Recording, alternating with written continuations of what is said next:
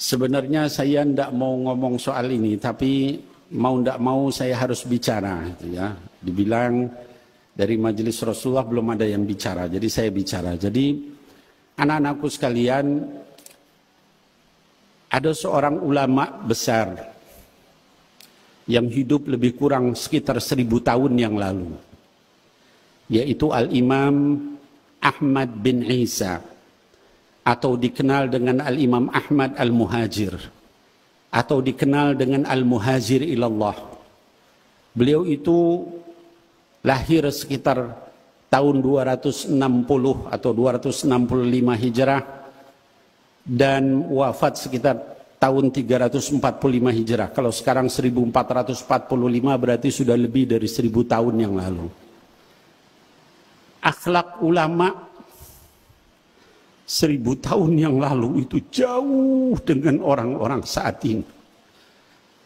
Ibadah mereka, waraknya mereka, zuhudnya mereka, khusyuknya mereka, takutnya mereka sama Allah Subhanahu wa ta'ala itu jauh-jauh dengan apa yang kita alami saat ini di zaman ini. Jauh sekali. Al-Imam Ahmad bin Isa itu adalah keturunan keempat dari Al-Imam Ja'far As-Sadiq rahimahullah ta'ala anhu.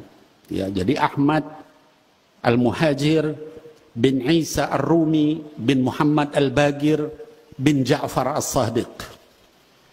Dan Imam Ahmad Al-Muhajir atau Ahmad bin Isa ini adalah keturunan ke-8 dari Al-Imam Ali bin Abi Talib karramallahu wajhah wa Sayyidatuna Fatimah Az-Zahra binti Rasulillah sallallahu alaihi wasallam.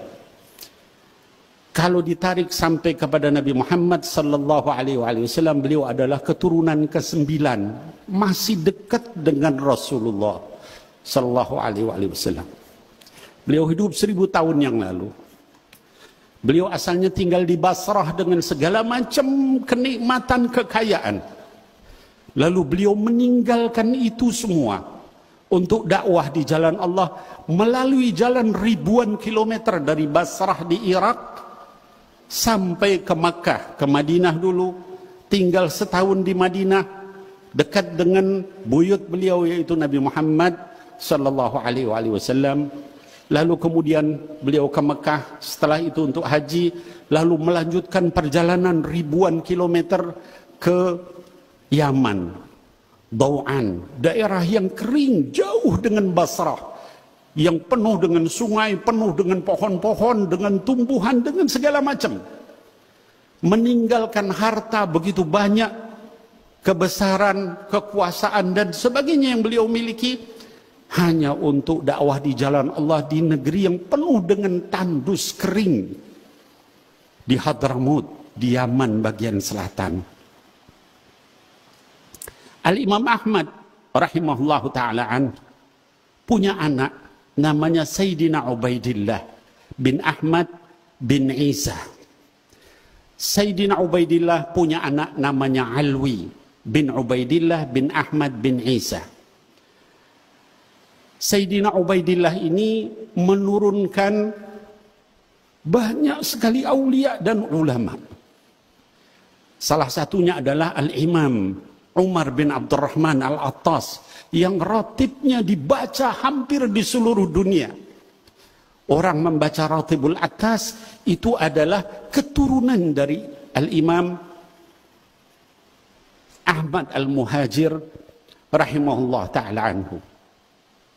Kemudian juga ada Al-Imam Abdullah bin Alawi Al-Haddad yang kitabnya Nasaihud Diniyah wal Wasaya Imaniyah, Adab Suluk Al-Murid dipelajari di seluruh pesantren, bukan hanya di Indonesia, sampai ke berbagai negara.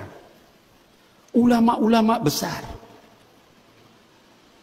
Kemudian dari para ulama-ulama besar ini, nasabnya diakui oleh juga ulama-ulama besar.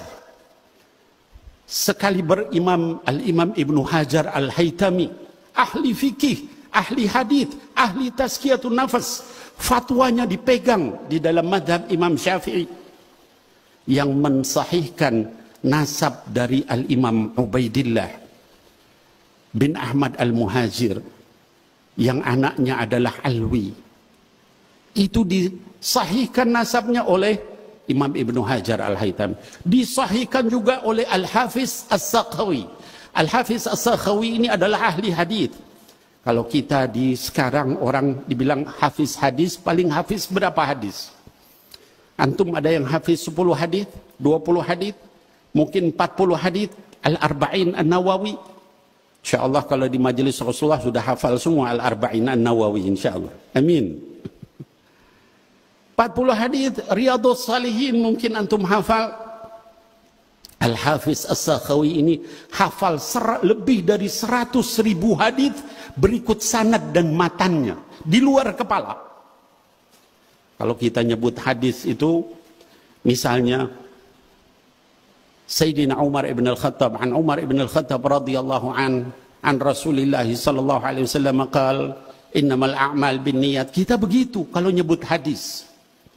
Atau an Ibni Abbasin radhiyallahu anhuma an Rasulillah sallallahu alaihi wasallam, ya, Nabi Muhammad sallallahu alaihi wasallam bersabda dari Ibnu Abbas menyatakan ihfadillah yahfadka, ihfadillah tajid tujahak, dan seterusnya. Itu cara kita ngapal hadis. Kalau ulama-ulama yang disebut hafidz hadis itu membacanya an fulan an fulan an fulan an fulan an fulan an fulan an Rasulillah sallallahu alaihi wasallam. Lebih dari 100.000 hadis berikut sanad dan matannya. Sekali itu mensahihkan nasab Ba'alawi. Masih banyak lagi. Kalau dibilang ulama Nusantara siapa? Ada Syekh Ahmad Zaini Dahlan, mufti besar Makkah Al-Mukarramah, disebut sebagai Al-Imam Al-Haramain, gurunya ulama-ulama Nusantara. Syekhuna Khalil Al-Bangkalani, Syekh Khalil Bangkalan itu muridnya dari Syekh Ahmad Zaini Dahlan. Syekh Nawawi Al-Bantani dari Banten, muridnya Syekh Ahmad Zaini Dahlan. Syekh Mahfud At-Termasi dari Termas, ya, gurunya Hadratus Syekh Hashim Asy'ari, muridnya dari Syekh Ahmad Zaini Dahlan, ya. Syekh Yasin Al-Fadani, ya, itu juga muridnya dari Syekh Ahmad Zaini Dahlan. Itu mensahihkan nasab Ba'alawi. Bahkan gurunya Syekh Ahmad Zaini Dahlan adalah Al-Habib Muhammad bin Hussein Al-Habsyi, mufti Mekah pada saat itu. Ulama besar. Kalau kemudian ada yang menafikan nasab itu berarti menganggap semua yang tadi saya sebutkan itu nggak ada artinya. Ulama-ulama itu semuanya tidak benar, semuanya salah, semuanya bahkan menipu. La haula wala quwata illa billahil aliyil azim. Bahkan kuburan para aulia yang ada di sini, yang ada di Tarim, yang ada di Malaysia, itu semua adalah pendusta semua. La haula wala quwata illa billahil aliyil azim. Jadi anak-anakku sekalian, fitnah akhir zaman, ya, ini bukan masalah kecil, ya. Apalagi yang nyebut begitu, ya, itu belajar nasab juga entah di mana, di negeri antah berantah. Tiba-tiba jadi pakar nasab, kemudian menyatakan itu enggak sahih, bohong.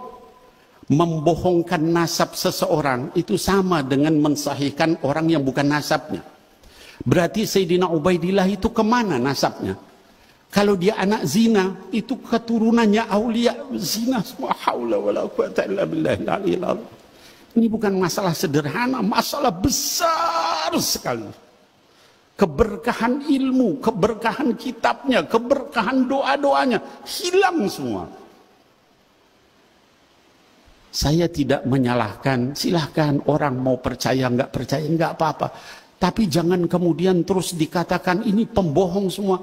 Anda ini siapa dibanding ulama-ulama itu? Ya, nggak apa-apa mau nggak sepakat. Ya, silahkan mau meneliti silahkan, nggak ada masalah. Ya.